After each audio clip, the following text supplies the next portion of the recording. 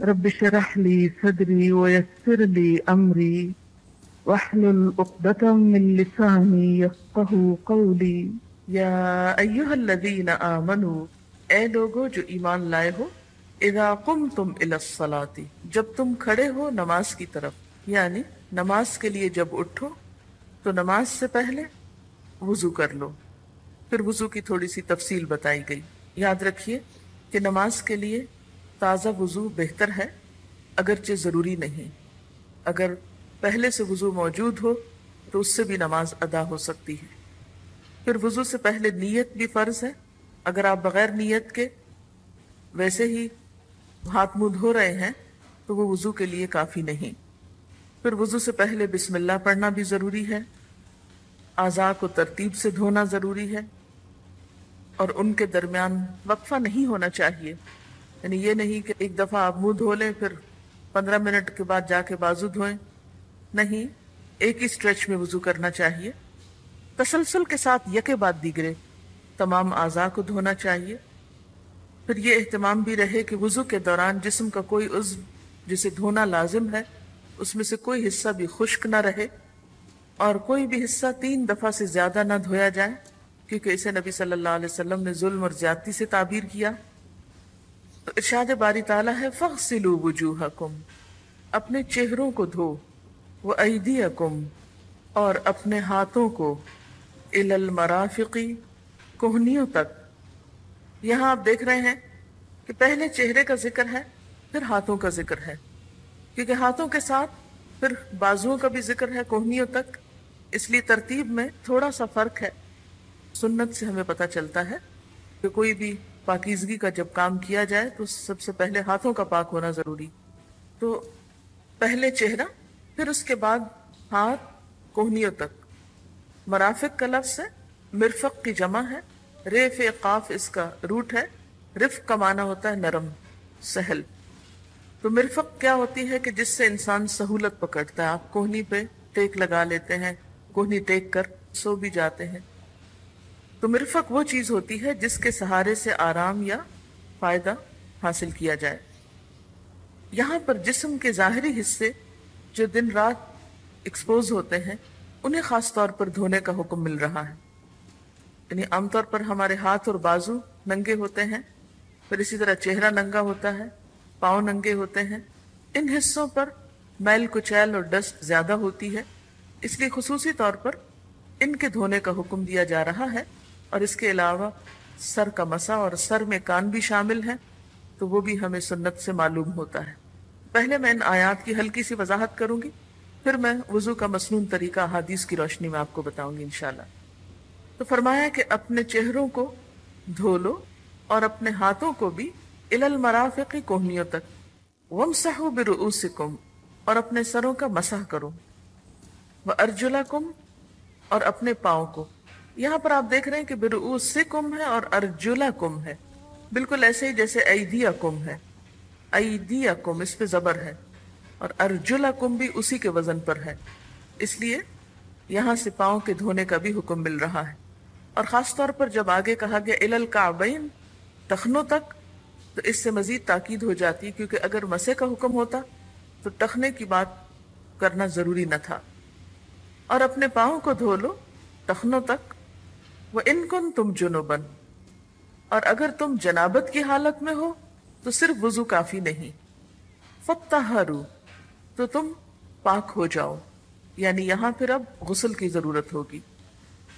تو آئیے اب ہم تھوڑا سا دیکھتے ہیں کہ وضو کے بارے میں نبی صلی اللہ علیہ وسلم کی سنت کیا ہے، اور وضو کرنا جو ہے وہ کیوں ضروری ہے۔ اس میں اب آپ اچھی طرح اس کو غور سے سنیے اور اس پہ توجہ بھی رکھیے کہ کوئی کمی بیشی ہے تو اس کو درست کر لیجئے، اس لیے اس کی تذکیر ضروری ہے۔ اور ہم میں سے ہر شخص یہ احادیث سنتے وقت اپنا اپنا جائزہ لے کے کہیں کوئی کمی تو نہیں۔ اچھا یہ دیکھیے کہ ان احادیث کو پڑھانے اور بتانے کا ایک مقصد یہ بھی ہے کہ الحمدللہ اب تک آپ نماز بھی پڑھ رہے ہیں، وضو بھی کر رہے ہیں، لیکن آپ کے پاس دلیل نہیں ہے۔ قرآن میں پورا طریقہ تو نہیں لکھا ہوا، صرف فرائض لکھے ہوئے ہیں۔ میں اصل میں یہ بات چھوٹی سی اس لیے کر رہی ہوں کہ آپ یہ نہ سمجھیں یہ سب باتیں تو ہم کو پتہ ہی ہیں اس لیے اور پھر دوبارہ پڑھنے کا کیا فائدہ. ایک ہوتا ہے علم ہونا اور ایک ہوتا ہے یقینی علم.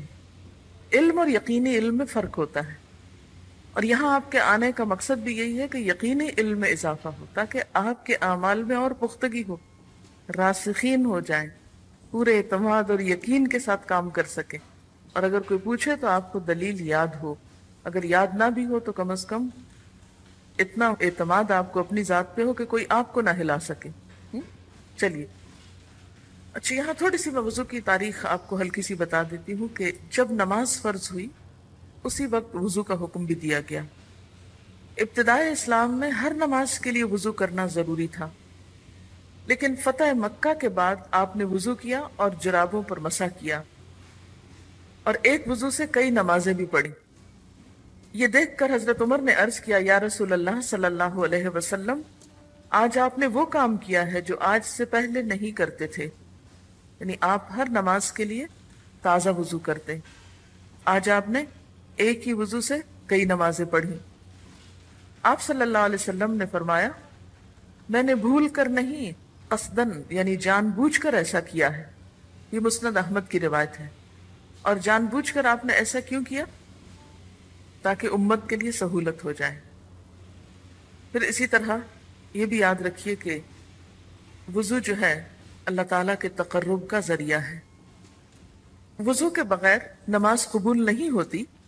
عن ابی ہریرہ رضی اللہ عنہ عن محمد صلی اللہ علیہ وسلم فذکر احادیث منها وقال رسول اللہ صلی اللہ علیہ وسلم لا تقبل صلاة احدکم اذا احدث حتى يتودع. رواہ مسلم. حضرت ابو ہریرہ رضی اللہ تعالی عنہ سے روایت ہے، انہوں نے رسول اللہ صلی اللہ علیہ وسلم کی کئی حدیثیں بیان کی، جن میں سے ایک یہ تھی کہ آپ نے فرمایا اللہ تعالیٰ بے وضو کی نماز قبول نہیں کرتا یہاں تک کہ وہ وضو کر لے. اسے مسلم نے روایت کیا ہے. وضو کرنے سے پہلے بسم اللہ پڑھنا ضروری ہے. نبی صلی اللہ علیہ وسلم نے فرمایا لا وضوء لمن لم یذکر اسم اللہ علیہ. اس شخص کا وضو نہیں جو بسم اللہ نہ پڑھے. یعنی شروع کرتے ہوئے بسم اللہ کہنا ضروری ہے. اب سوال یہ پیدا ہوتا ہے کہ وضو کرنے کا فائدہ کیا ہے؟ یعنی ہم بظاہر تو بسا اوقات ناپاک نظر نہیں آتے، کوئی داغ دبا نہیں، کوئی گندگی نہیں ہمارے جسم پر، تو پھر ہم وضو کیوں کریں؟ اس کے بارے میں حدیث ہے. حضرت ابو ہریرہ رضی اللہ تعالی عنہ سے روایت ہے کہ رسول اللہ صلی اللہ علیہ وسلم نے فرمایا کہ میرا حوض عدن اور ایلا کے فاصلے سے بھی زیادہ بڑا ہے. یعنی جو آپ کو حوض کوثر نصیب ہوگا اس کی ڈسکرپشن دے رہے ہیں. عدن یمن کا ایک علاقہ ہے اور ایلا شاید فلسطین کا ہے، یعنی بہت لمبا، بہت چوڑا اور بہت بڑا ہوگا. اس کا پانی برف سے زیادہ سفید اور شہد اور دودھ سے زیادہ میٹھا ہے. اس پر رکھے ہوئے برتن تعداد میں آسمان کے تاروں سے بھی زیادہ ہے.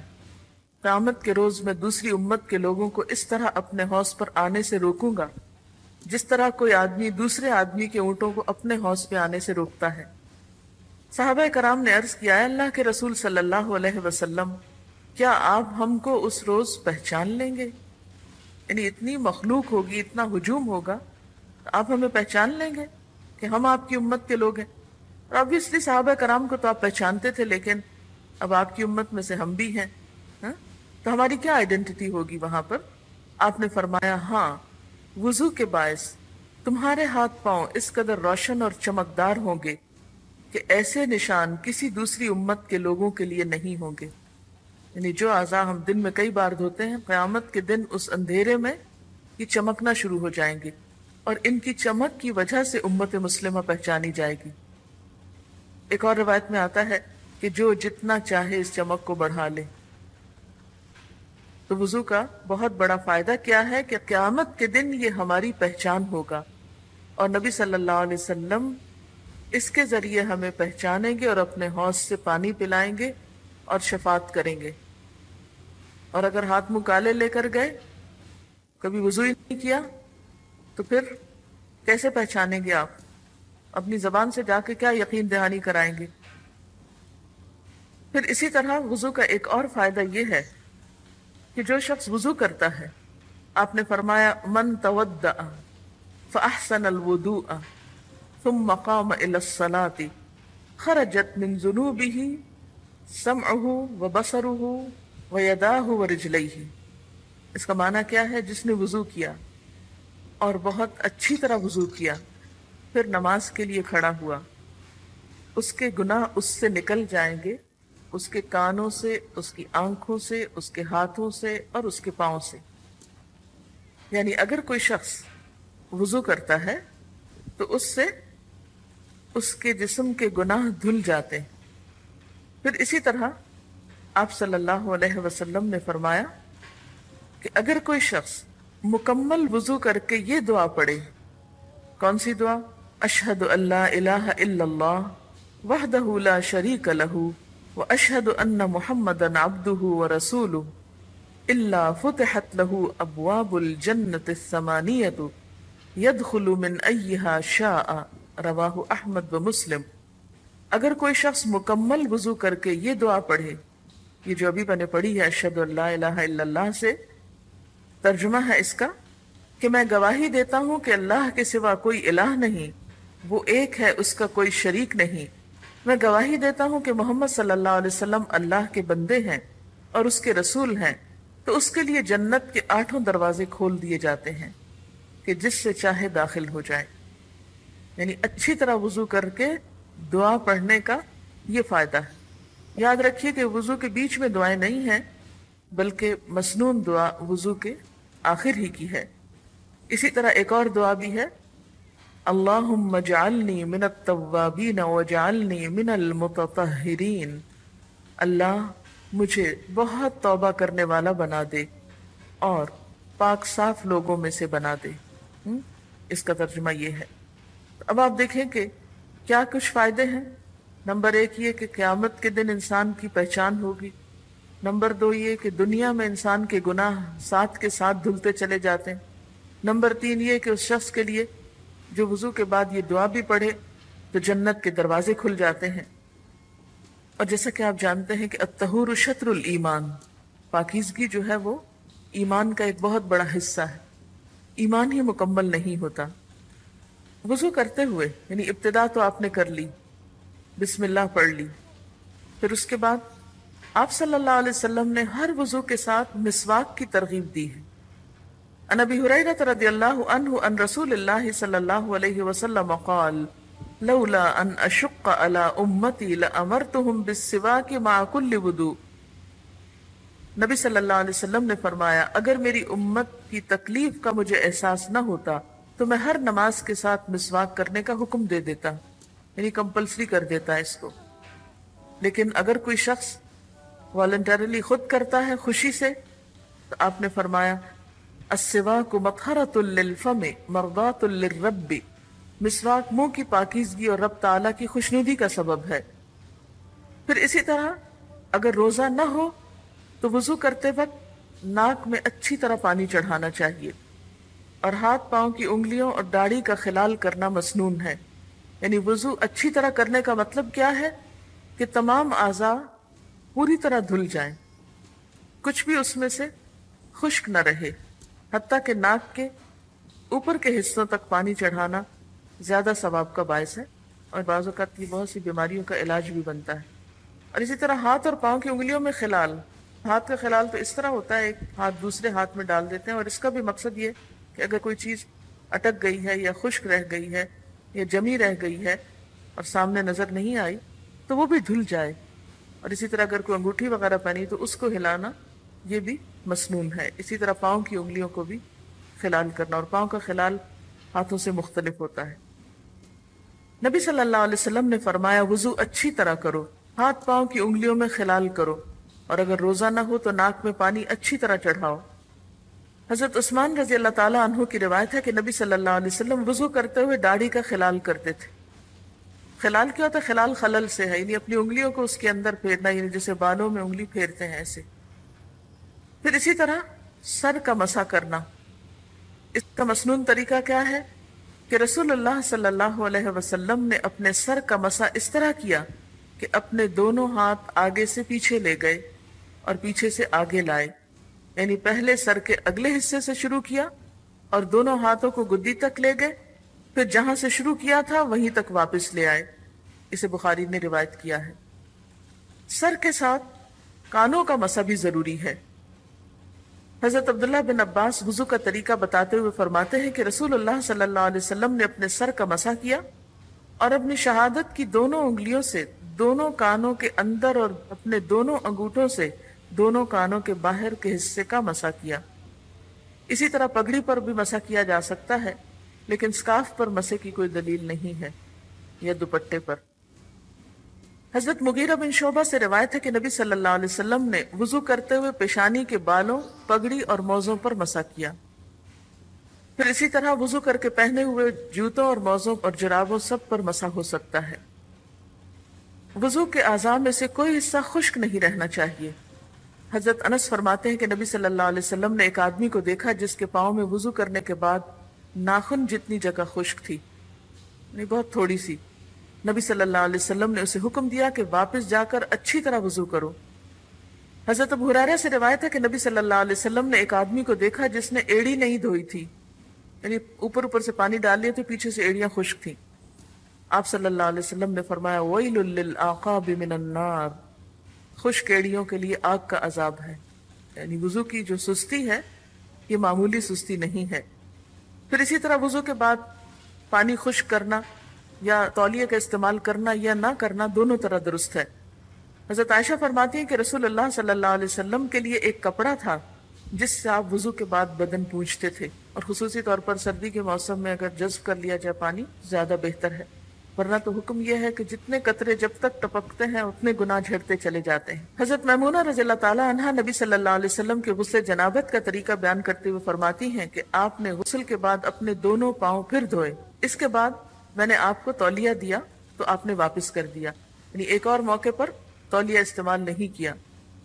اس سے کیا پتہ چلتا ہے کہ دونوں طریقے درست ہیں۔ بعض اوقات ایسا تھا بہت گرمی ہوتی ہے انسان نہاتا ہے تو سوچتا ہے کہ کپڑے بھی تھوڑے ٹھنڈے ہو جائیں تو بہتر ہے۔ حضرت عبداللہ بن عباس سے روایت ہے کہ نبی صلی اللہ علیہ وسلم نے وضو کرتے ہوئے ایک ایک مرتبہ بھی آزاد ہوئے، یعنی اس سے پتہ چلتا ہے اگر پانی کم ہو تو ایک مرتبہ بھی سارے اعضاء کو دھونا کافی ہے۔ اور ویسے مسنون طریقہ کیا ہے کہ 3 بار دھویا جائے۔ ایک اور روایت میں حضرت عبداللہ بن زید سے ہے کہ نبی صلی اللہ علیہ وسلم نے وضو کیا اور 2 مرتبہ آزاد ہوئے، یعنی اگر پانی اتنا ہے کہ 3 دفعہ نہیں دھو سکتے تو ایک کی بجائے 2 دفعہ بھی دھو سکتے ہیں۔ حضرت عبداللہ بن عمرو بن العاص روایت کرتے ہیں کہ ایک دیہاتی نے نبی صلی اللہ علیہ وسلم سے وضو کا طریقہ دریافت کیا، یعنی ایک بدو آیا اور اس نے پوچھا وضو کیسے کرتے ہیں، تو آپ نے اسے 3 بار وضو کے آزاد دھو کر دکھائے اور فرمایا وضو کا طریقہ یہ ہے، جس نے اس سے زیادہ مرتبہ دھویا اس نے برا کیا، زیادتی کی اور ظلم کیا۔ تو یہ بات یاد رکھیے کہ وضو کی نیت سے 3 دفعہ سے زیادہ نہ دھوئے، اس سے وہ وسواس اور جو وہم ہے وہ بھی کنٹرول ہوتا ہے، جو ایک نفسیاتی بیماری بعض اوقات لوگوں کی بن جاتی ہے کہ وہ دھوتے چلے جاتے ہیں اور پانی بہاتے چلے جاتے ہیں اور پھر بھی ان کی تسلی نہیں ہوتی، وہ سمجھتے ہیں کہ ابھی تک ناپاک ہے اور کوئی حصہ خشک نہ رہ گیا ہو۔ اس میں یہ کہ ایک دفعہ میں اگر رہ گیا تو دوسری دفعہ میں ہو جائے گا، دوسری دفعہ میں نہیں تو تیسری دفعہ میں، لیکن ایک اس سے زیادہ کی اجازت ہی نہیں ہے۔ بعض لوگ آپ سے بھی ہو سکتا مسئلہ پوچھیں کہ میں کئی دفعہ دھوتی ہوں اپنے اعضاء کو، تو ان کو بتائیے کہ نبی صلی اللہ علیہ وسلم نے اس سے منع فرمایا اور آپ بھی 3 دفعہ کے آگے مت دھوئیں، چاہے دل کی تسلی نہ ہو، کیونکہ اس کا علاج ہی یہی بتایا گیا کہ اس سے زیادہ دھویا نہ جائے۔ وہاں روک لیں اپنے آپ کو تو پھر آہستہ آہستہ عادت ٹوٹ جائے گی۔ وضو کرنے کے بعد بے مقصد یا فضول باتیں نہیں کرنا چاہیے۔